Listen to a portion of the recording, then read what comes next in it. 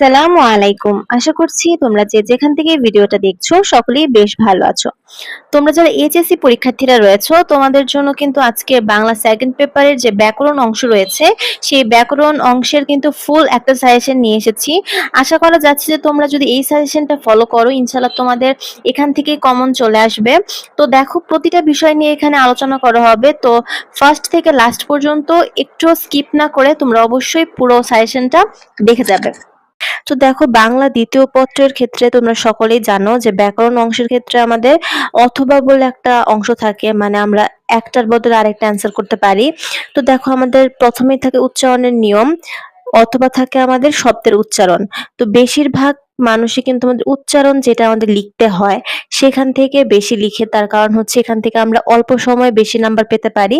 আবার অনেকে উচ্চারণের নিয়মও লেখে, কারণ এগুলো আসলে বলে দেওয়া যায় যে কোন উচ্চারণের নিয়মটা আসলে আসে। তো এটা আসলে যার যার নিজস্ব ব্যক্তিগত ব্যাপার, কিন্তু আমি বলবো যে তোমাদের শব্দের উচ্চারণটাই লিখতে, কারণ এগুলো আমাদের অল্প শিখেই কিন্তু আমরা কিংবা অল্প লিখেই আমরা অনেক নাম্বার পেতে পারি, ফুল মার্কস পেতে পারি। কারণ অনেক ক্ষেত্রে দেখা যায় যে নিয়ম লিখলে আমাদের নাম্বার ১ বা হাফ কাটতে পারে, বাট শব্দের উচ্চারণ লিখলে আমাদের নাম্বার কাটে না। তার সাথে আমাদের টাইমও অনেক সেভ হয়, পরে গিয়ে আমরা রচনা বা নির্মিত অংশতে গিয়ে আমরা কিন্তু অনেক বেশি টাইম দিতে পারি। এরপরে দেখো বানানের নিয়ম এবং শুদ্ধ বানান সেম উচ্চারণের মতনই, বানানেরও আমরা নিয়ম লিখি এবং সাথে শুদ্ধ বানান আসে। এই ক্ষেত্রেও আমি বলবো তোমাদেরকে বানান পড়তে, শুদ্ধ বানান যেটা লিখতে হয়। এরপরে দেখো আমাদের ব্যাকরণিক শব্দ শ্রেণীর প্রকারভেদ অথবা ব্যাকরণিক শব্দ শ্রেণী নির্ণয়। এটা আসলে তোমরা যেটা চাও, কারণ এখানে দেখা যায় যে এক একজন এক একটা দেয়। তো তোমাদের ইচ্ছা মতো তোমরা এখান থেকে অ্যান্সার করতে পারো। এরপরে দেখো আমাদের উপসর্গ এবং সমাস। তো উপসর্গ এবং সমাসের ভিতর থেকে অনেকেই দেখা যায় যে সমাস অনেকের কাছে অনেক কঠিন লাগে, অনেক ভুল যায়, কারণ এখানে আমাদের ব্যাস বাক্য সহ সমাস লিখতে হয়। তো সেই ক্ষেত্রে তোমরা উপসর্গর যে কোশ্চেন গুলো আছে সেগুলো লিখতে পারো। যেমন একটা কোশ্চেন বলাই যায় যে উপসর্গের অর্থদ্যোতকতা এবং অর্থবাচকতার যে বিষয়টা আছে, এই কোশ্চেনটা বেশিরভাগ চলে আসে। তো এই ক্ষেত্রে আসলে তোমাদের পছন্দ মতো তোমরা সিলেক্ট করতে পারো, কিন্তু আমি বলবো এই ক্ষেত্রে অন্তত তোমরা চাইলে উপসর্গটা লিখতে পারো। এরপরে দেখো আমাদের বাক্য সংক্রান্ত প্রশ্ন কিংবা বাক্যান্তর। এক্ষেত্রেও তোমরা অবশ্যই বাক্যান্তরটা দিবে। তোমরা চাইলে প্রশ্ন পড়তে পারো, কারণ অল্প কিছু প্রশ্ন পড়লেই কিন্তু আমাদের হয়ে যায়। এরপরে দেখো আমাদের অপপ্রয়োগ আর বাক্যের মধ্যে যে শুদ্ধ প্রয়োগ রয়েছে, এগুলোর ক্ষেত্রে কিন্তু আমাদের সবাই বাক্যের মধ্যে শুদ্ধ প্রয়োগের অ্যান্সারই করে থাকে। তো তোমরা যেটাই দাও না কেন, ২ অংশের ক্ষেত্রে আমি সাজেশন দিব এবং এই ২টা থেকেই তোমরা ইনশাআল্লাহ কমন পাবে। এখানে আমাদের অনেকগুলো করেই সাজেশন রয়েছে, তো প্রতিটা করে আসলে বলে ওভাবে বোঝানো সম্ভব না, তোমরা জাস্ট দেখে নিবে কিংবা স্ক্রিনশট দিয়েও রাখতে পারো। যেমন দেখো আমরা মন, বনভোজন, মর্যাদা, বিজ্ঞপ্তি, অধ্যাপক, তীক্ষ্ণ, সহ্য, পাঠ্যক্রম, একাডেমি, উদ্যত, অধ্যক্ষ, আহ্বান, আহ্লাদ, ঐকমত্য, বিদ্রোহ, সন্ত্রস্ত, উৎকৃষ্ট, সম্মান, বন, অকৃতজ্ঞ, অতঃপর, মুক্তিযুদ্ধ, অপরাহ্ন, একতা, যথাযোগ্য এবং যকৃৎ। এর ভিতরে গুরুত্বপূর্ণ হচ্ছে আমাদের মর্যাদা, বিজ্ঞপ্তি, অধ্যাপক, তীক্ষ্ণ, সহ্য, একাডেমি, অকৃতজ্ঞ, অতঃপর, অপরাহ্ন, একতা, অধ্যক্ষ, আহ্বান, আহ্লাদ, ঐকমত্য, উৎকৃষ্ট এবং সম্মান। এরপর দেখো আমাদের আবৃত্তি, পদ্য, শর্তব্য, প্রজ্ঞাপন, হৃদয়, ঋগ্বেদ, চক্রবর্তী, নিস্পৃহ, প্রেক্ষিত, দৌহিত্র, ১৫, উত্থাপন, চট্টগ্রাম, লিখন, ছদ্মবেশ, স্বাগত, বিজ্ঞান, প্রাসঙ্গিক, জিহ্বা, ভ্রাতুষ্পুত্র, বিন্যস্ত, পদ্মাসন, ব্যাখ্যা, চিহ্নিত, তন্ময়, প্রায়শ্চিত্ত, অভ্যাগত, গঞ্জনা, মধ্যাকর্ষণ, পয়ঃপ্রণালী, ঔপনিবেশিক, কক্ষচ্যুত এবং বাহ্য জগৎ। তো দেখো এগুলার ভিতর থেকে যদি বলো সব থেকে ইম্পর্টেন্ট যেগুলো আমার আসবে ইনশাল্লাহ, সেগুলো হচ্ছে দেখো আবৃত্তি, পদ্য, এরপরে রয়েছে আমাদের দৌহিত্র ১৫, তারপরে স্বাগত, বিজ্ঞান, প্রাসঙ্গিক, জিহ্বা, পদ্মাসন, ব্যাখ্যা, এগুলো খুব ইম্পর্টেন্ট। এরপরে দেখো আমরা পড়বো ভগ্নী, গঠিত, নিঃস্ব, অক্ষ, মতি, শব্দ, দুঃখ, প্রাঙ্গণ, প্রচণ্ড, প্রাক্তন, শুভ্র, কুম্ভিলক, গৃহস্বামী, প্রাতঃস্নান, ত্রয়োদশ, নক্ষত্র, লঙ্ঘন, মঙ্গল, ক্ষয়িষ্ণু, সহস্র, পাঙ্গাস, ব্রাহ্মণ, যাবজ্জীবন, কুব্জ, পরামর্শ, পর্যন্ত, ক্রম, মনক্ষুণ্ণ, ঐশ্বর্য, মশলা, ন্যায্য, স্বাধীনতা এবং ঐশ্বর্য। তো আমি বলি তোমাদেরকে পুরোটা থেকে যে সকল শব্দে দেখবে পদ্ম লেখা আছে, এই জিনিসটা অনেক ইম্পর্টেন্ট। পদ্মযুক্ত যতগুলো উচ্চারণ আছে দেখবে, কারণ দেখবে যে একটা হচ্ছে পদ্ম আর একটা হচ্ছে পদ্ম, ঠিক আছে? দুইটা কিন্তু আলাদা জিনিস, এবং একটাতে চন্দ্রবিন্দু বসে এবং একটাতে চন্দ্রবিন্দু বসে না।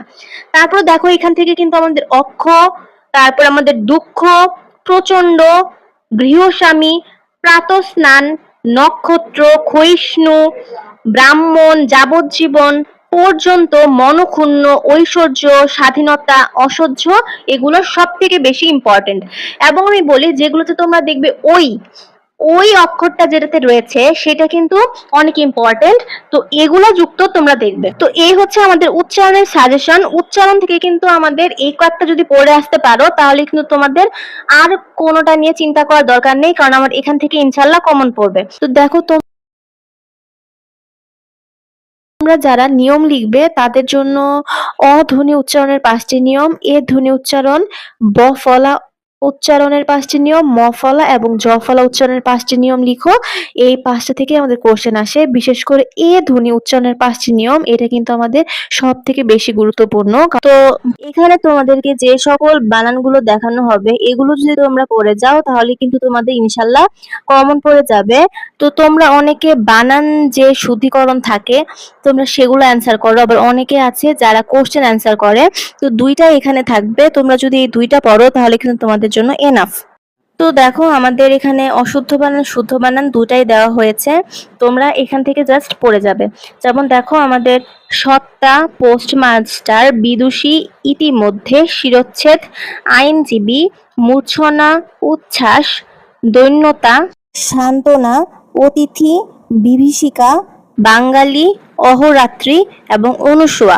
দেখো এখানে যতগুলো আছে এই এক পৃষ্ঠা থেকেই তোমরা একাধারে অনেকগুলো কমন পেয়ে যাবে। এর ভিতরে সব থেকে ইম্পর্টেন্ট হচ্ছে দেখো আমাদের সত্তা, ইতিমধ্যে এবং ইতোমধ্যে। দেখো এটা খুবই ইম্পর্টেন্ট, একটা আছে আমাদের ইতিমধ্যে আর একটা আছে আমাদের ইতঃপূর্বে, দুইটাই দেখে যাবে। শিরচ্ছেদ আর আইনজীবী, মানে জীবী থাকলে লাস্টে কিন্তু দুইটাই আমাদের দীর্ঘইকার হয়। এরপর দেখো আমাদের দৈন্যতা খুবই ইম্পর্টেন্ট, সান্ত্বনা, বিভীষিকা, অহোরাত্রি, অনুসূয়া, এগুলা কিন্তু আমাদের এখান থেকে মোস্ট ইম্পর্টেন্ট বানান। এখান থেকে আমাদের কয়েকটা চলে আসবে।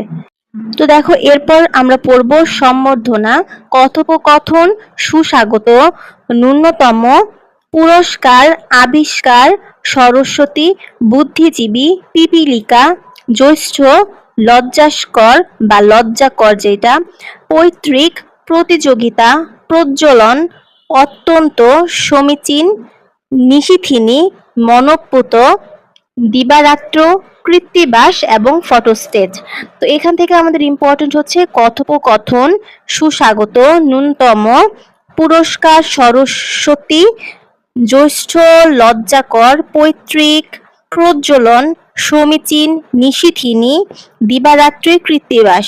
মানে এখানে আসলে সবগুলো ইম্পর্টেন্ট দেওয়া হয়েছে, তারপরেও যেগুলো মোস্ট ইম্পর্টেন্ট সেগুলো তোমাদেরকে এখানে জানিয়ে দিলাম। এরপরে আছে আমাদের প্রাণীবিদ্যা, ভৌগোলিক, ইতপূর্বে, গীতাঞ্জলি, ব্যুৎপত্তি, ঐক্যতান, মুমূর্ষ, শ্রদ্ধাঞ্জলি, অপরাহ্ন, স্টেডিয়াম, ব্রাহ্মণ, আকাঙ্ক্ষা, মনোকষ্ট এবং প্রণয়ন। তো দেখো এখান থেকে যেমন আমাদের ইতঃপূর্বে আগে বললাম যে ইতোমধ্যে এবং ইতঃপূর্বে আমাদের সব থেকে বেশি ইম্পর্টেন্ট। গীতাঞ্জলি মানে অঞ্জলি কথাটা যদি লাস্টে থাকে তাহলে সেটা আমরা ঋষিকার দিব, যেমন জীবী থাকলে দুইটাই আমরা দীর্ঘিকার দিব। এবার দেখো ব্যুৎপত্তি, ঐকতান, মুমূর্ষ, অপরাহ্ন, আকাঙ্ক্ষা এবং মনোকষ্ট আমাদের সবথেকে বেশি গুরুত্বপূর্ণ। তোমরা যারা বানান অ্যান্সার করবে তাদের এই কয়েকটা পড়লেই 100% তোমাদের কমন চলে আসবে ইনশাল্লাহ। আর তোমরা যারা বানানের নিয়ম লিখবে তাদের জন্য দেখো বাংলা একাডেমি প্রমিত বাংলা বানানের অতৎসম শব্দের 5টি নিয়ম, বাংলা একাডেমি প্রমিত বাংলা বানানের তৎসম শব্দের 5টি নিয়ম, প্রমিত বাংলা বানানের 5টি নিয়ম, ইকার ব্যবহারের নিয়ম, নত্ব বিধানের নিয়ম এবং সত্য বিধানের নিয়ম। এই কয়েকটা তোমরা যদি জানো তাহলে কিন্তু তোমাদের হয়ে যাবে। তো দেখো এই হচ্ছে তোমাদের বানানের সাজেশন। বাংলা ভাষার ব্যাকরণিক শব্দ শ্রেণী, এখান থেকে তোমরা ব্যাকরণিক শব্দ শ্রেণী কাকে বলা হয়, ব্যাকরণিক শব্দ শ্রেণীর শ্রেণী বিভাগ সমূহের সংজ্ঞা, বিশেষ্য পদ কাকে বলা হয়, বিশেষণ পদ কাকে বলা হয়, ক্রীড়াপদ এবং আবেগ শব্দ কি, এবং এগুলার যে শ্রেণী বিভাগ আছে সেই শ্রেণী বিভাগগুলোর উদাহরণ সহ তোমাদেরকে শিখতে হবে যদি তোমরা এই অংশটা ভালো করতে চাও। তাহলে এখানে দেখো আমাদের প্রদত্ত শব্দ, ব্যাস বাক্য, সমাসের নাম সবগুলোই কিন্তু খুব সুন্দর করে দেওয়া আছে। তোমরা কিন্তু প্রতিটাই এখান থেকে পড়ে নিবে। যেমন দেখো আমাদের অতিথি সৎকার, অকালপক্ষ, অক্ষত, অনুসুয়া, অল্পপ্রাণ, অনাহুত, অসৌত্য, অঙ্গুলি সংকেত, অবিশ্বাস্য এবং অনতিবৃহৎ।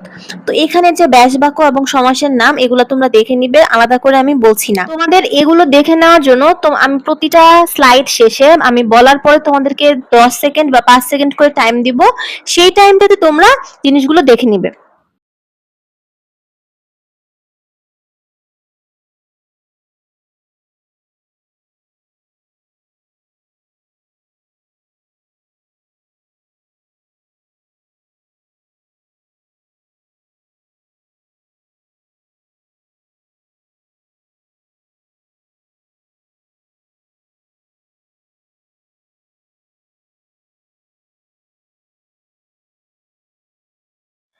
এরপরে দেখো আমাদের অনাচার, অস্থির, অনশন, অনেক, অত্যাচার, অবিচার, অনুগমন, অলস নিদ্রা, অশ্বপথ, অত্যাচার, অবিচার এবং অনুরণন। এবং এগুলো প্রদত্ত শব্দের ব্যাস বাক্য এবং সমাসের নাম তোমরা অবশ্যই দেখে নিবে।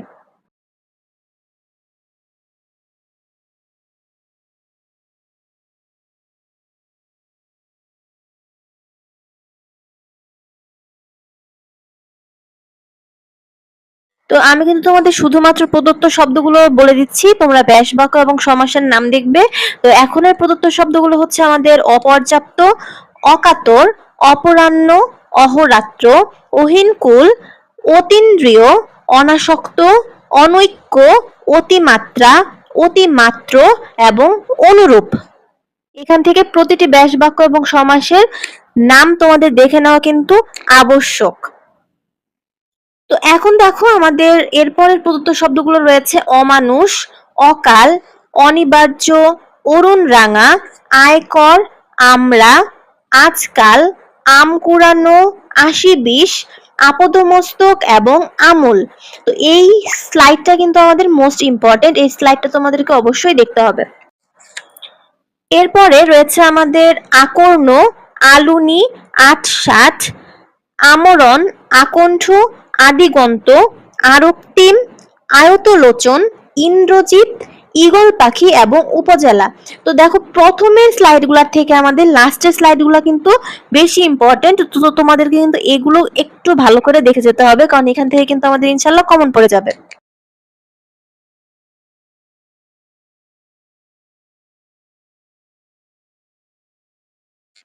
এরপর হচ্ছে আমাদের প্রদত্ত শব্দগুলো উত্তরোত্তর, উচ্ছৃঙ্খল, উপকণ্ঠ, উদ্বাস্তু, উপকূল, উদ্বেল, উপবন, উপনদী, ঊর্ণনাভ, একরোখা এবং ওলকপি। তো তোমাদের আমি বলার পরে কিছুক্ষণ টাইম দিচ্ছি যাতে তোমরা স্লাইডটা পুরোটা যাতে দেখে ফেলতে পারো, কারণ আমি যেহেতু ব্যাস বাক্য এবং সমাসের নাম বলছি না এর জন্য তোমাদেরকে একটু করে টাইম দেওয়া হচ্ছে।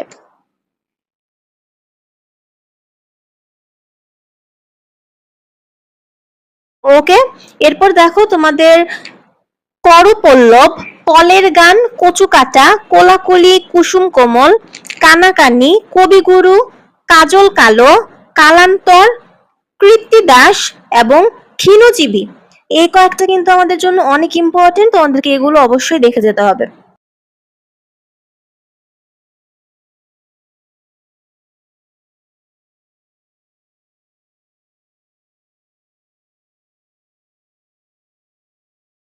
তো এই হচ্ছে তোমাদের সমাসের সাজেশন। আশা করা যাচ্ছে যে এখান থেকে তোমাদের ইনশাল্লাহ কমন পড়ে যাবে, এর বাইরে যাবে না। তো বাংলা শব্দ গঠন থেকে আমরা উপসর্গের প্রয়োজনীয়তা উদাহরণ সহ আলোচনা করো, উপসর্গের শ্রেণীবিভাগ উদাহরণ সহ আলোচনা করো, এবং উপসর্গের অর্থবাচকতা নিয়ে কিন্তু অর্থদ্যোতকতা আছে প্রমাণ করো। এই তিনটাই গুরুত্বপূর্ণ, বিশেষ করে আমাদের ক এবং গ, এই দুইটা থেকে আমাদের কোশ্চেন কিন্তু পরীক্ষার হলে চলে আসে। আর যারা তোমরা অথবা দিবে তাদের জন্য উপসর্গ প্রত্যয় সমাস তোমাদেরকে প্র্যাকটিস করতে হবে 2016 থেকে 2024। কিন্তু এই পার্টটার ক্ষেত্রে দেখা যায় যে বেশিরভাগ মানুষ কিন্তু আমাদের উপরের কোশ্চেন গুলাই শিখে, যেহেতু ওদের জন্য উপসর্গ সমাজটা একটু টাফ হয়ে যায়। তো তোমরা চাইলে শিখতে পারো, কারণ আমাদের এখানে এই দুইটা বা তিনটা শিখলেই আমাদের কমন চলে আসে। তো এখন দেখো বাক্য শুদ্ধকরণ, যেটা তোমাদের জন্য অনেকে ইজি লাগে। তো এখানে দেখো কয়েকটা বাক্য শুদ্ধিকরণ দিয়েছি, যেমন দেখো সকল সদস্যগণকে অভিনন্দন জানাচ্ছি, সব ছাত্ররা উপস্থিত আছে। এখানে কি ভুল? আচ্ছা ধরো যে সব ছাত্ররা কখনো হয় না, হবে কি সব ছাত্র উপস্থিত আছে বা ছাত্ররা উপস্থিত আছে, দুইটা একসাথে হয় না। তো এরকম ভাবে তোমাদেরকে বাক্য শুদ্ধিকরণ আসতে পারে। অশ্রু জলে বুক ভেসে গেল, সে এক মোকদ্দমায় সাক্ষী দিয়েছে, পরবর্তীতে আপনি আবার আসবেন, আমি এই ঘটনা চাক্ষুষ প্রত্যক্ষ করেছি। গীতাঞ্জলি একটি কাব্যগ্রন্থ, সময় বড় সংক্ষেপ, আমৃত্যু পর্যন্ত দেশের সেবা করে যাব, বাংলাদেশ একটি উন্নতশীল রাষ্ট্র, বৃক্ষটি সমস্য উৎপাটিত হয়েছে, দৈন্যতা কোনো সময় প্রশংসনীয় নয়, আকণ্ঠ পর্যন্ত ভোজনের স্বাস্থ্যহানি ঘটে, ষড়ঋতুর সমাহারের দেশ বাংলাদেশ, কৃত্তিবাস বাংলা রামায়ণ লিখেছেন। তো দেখো এখানে আমাদের মোট 15টি আছে, এরপরও আরো কিছু আছে যেগুলো তোমাদেরকে পড়তে হবে। এবং দেখো এখানে এগুলো কিন্তু আমাদের শুদ্ধ না, এগুলো অশুদ্ধ, তোমরা এগুলো মিলিয়ে মিলিয়ে শুদ্ধগুলা পড়ে নিবে। এরপরে দেখো আছে আমাদের আসছে আগামীকাল কলেজ বন্ধ থাকবে, নজরুল সাহেব সপরিবারে বেড়াতে গেলেন, নিরোগী লোক প্রকৃত অর্থেই সুখী, এটি লজ্জাস্কর ব্যাপার, এক অগ্রহায়ণে শীত যায় না, পূর্ব দিকে সূর্য উদয় হয়, চোরে চোরে চাচাতো ভাই, ছেলেটি ভয়ানক মেধাবী, ইহার আবশ্যক নয়, সাবধানপূর্বক চলবে, 10 চক্রে ঈশ্বরভূত, তার বইমাত্র সহদর ডাক্তার, সে সভায় উপস্থিত ছিলেন, বিদ্বান মূর্খ অপেক্ষা শ্রেষ্ঠ, বিরাট গরু ছাগলের হাট, অধ্যাপনী ছাত্রদের তপস্যা, এ মামলায় আমি সাক্ষ্য দেব না, মেয়েটি বিদ্বান কিন্তু ঝগড়াটে, এখানে প্রবেশ নিষেধ, উপরোক্ত বাক্যটি শুদ্ধ নয় এবং তার পানিতে সমাধি হয়েছে। তো দেখো খুব একটা বেশি দেওয়া হয়নি, মাত্র 36টা দেওয়া হয়েছে, এবং এই 36টা থেকে তোমাদের ইনশাল্লাহ হুবহু কমন পড়ে যাবে। তোমরা এইটুকু কিন্তু ভরসা রাখতেই পারো ইনশাল্লাহ। তো দেখো এখানে আমাদের এগুলো পড়লে এনাফ। বাংলা বাক্যতত্ত্ব থেকে আমরা বাক্য কাকে বলা হয়, গঠন অনুসারে বাক্য কত প্রকার ও কি কি উদাহরণ সহ আলোচনা করো, অর্থগতভাবে এবং অর্থানুসারে বাংলা বাক্যের প্রকারভেদ বা শ্রেণীবিভাগ উদাহরণ সহ আলোচনা করো, বাক্য কাকে বলা হয়, একটি সার্থক বাক্যে কতটি গুণ বা বৈশিষ্ট্য থাকা আবশ্যক উদাহরণ সহ পর্যালোচনা করো। তো এখান থেকেও কিন্তু আমাদের খুব বেশি কোশ্চেন না, মাত্র 3টা কোশ্চেন শিখলে আমাদের হয়ে যায়। তো তোমরা কিন্তু এটা খুব ভালো একটা অপশন এটা শিখার। আর অথবা আমরা বাংলার বাক্য তত্ত্ব বা বাক্য রূপান্তর আমরা অনুরূপভাবে 2016 থেকে 2024 সাল পর্যন্ত প্র্যাকটিস করতে পারি যারা অথবা দিবে। যে সকল পারিভাষিক শব্দ তোমাদেরকে বলবো এগুলাই মোস্ট ইম্পর্টেন্ট, এবং এখান থেকে ইনশাল্লাহ আমাদের কমন চলে আসবে। তো আসলে একটা একটা করে বলতে গেলে কিন্তু আমাদের অনেকগুলো টাইম বেশি লাগবে, এর জন্য আমি কথা না বাড়াই, তোমরা জাস্ট দেখে নাও কিংবা স্ক্রিনশট নিয়েও রাখতে পারো।